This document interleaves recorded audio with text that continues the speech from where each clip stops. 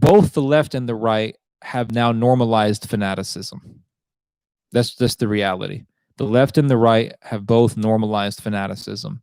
When you have people like Lamont Hill from, well, he was on CNN. They threw him out because he said free Palestine.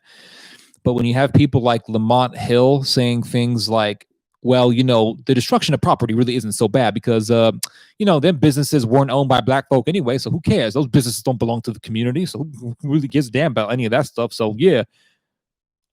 When you have people like Lamont Hill saying things like that and supporting property destruction and supporting the destruction of businesses, when you see righties say things like, well, you know, the American people are fed up and that's why they stormed the Capitol building. They're just fed up by this nonsense. When you see stuff like that, they have just normalized fanaticism. They are both normalizing it. So it's like under the Trump administration, and even before that, we passed our threshold for fanaticism.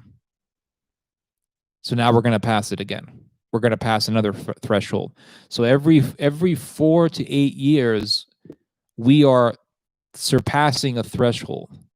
We're breaking a taboo, and we're widening that Overton window. And once we widen that Overton window, that's when things get crazier and crazier and crazier. Americans work through cycles. I mean, all people, all countries work through cycles. So, for example, you know, at one point in time,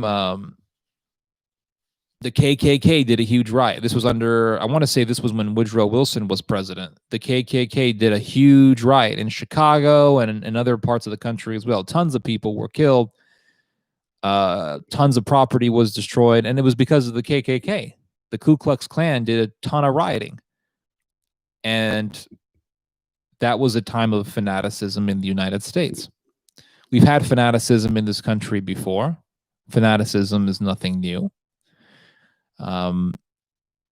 It's not like everything that's happening today is unprecedented.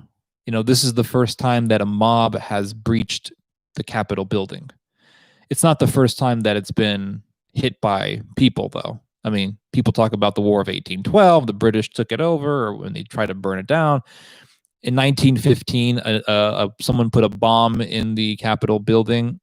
It was a professor who taught the German language, and he put a bomb in the Capitol building to protest the war. In 1952, a group of Puerto Rican nationalists, I know, right? A group of Puerto Rican nationalists stormed the Capitol building and actually shot at people. And then they unfurled the flag of Puerto Rico as some kind of a statement for the Puerto Rican race or whatever.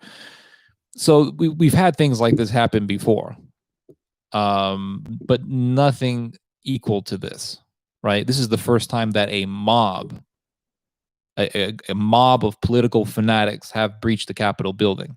So in that sense, it is unprecedented. But fanaticism is not unprecedented in this country. It's been here since forever. Since the American Revolution, we've had fanaticism. This country was built on revolution. This country was built on blood, as are many other countries. So when you have things like this happening historically, when you have events like this happening in the past, then parallels to those past events are going to take place again. So fanaticism is going to increase and increase and increase, and then eventually something's going to explode, and then we're going to say, well, let's not do that ever again. And then, you know, if we're still alive as humans, if the human race hasn't been completely wiped out, then it'll probably repeat itself in the future.